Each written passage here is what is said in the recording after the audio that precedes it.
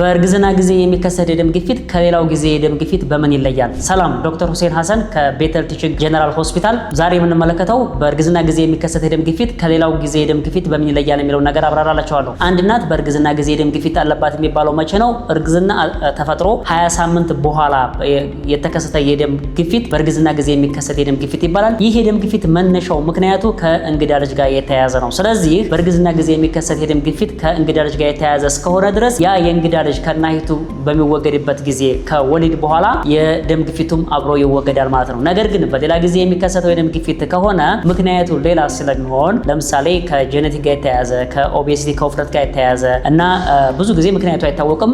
እነዛ ነገሮች ከእርግዝና ውጭ የሚከሰተው የደም ግፊት ግን በምግብና በመድኃኒቶች የሚቀንስ ሲሆን ከእርግዝና ጋር ግንኙነት የለውም። እንዲሁም ለብዙ ጊዜ የሚቆይ ክሮኒክ የሆነ ፎሎአፕ የሚያስፈልገው ይሆናል ማለት ነው። በእርግዝና ጊዜ የሚከሰተው የደም ግፊት ግን ከእንግዳ ልጅ ጋር የሚያያዝ ነው። ከወሊድ በኋላ እንግዳ ልጁ ሲወጣ ቀስ በቀስ በሽታውም ከሰውነት ይወገዳል።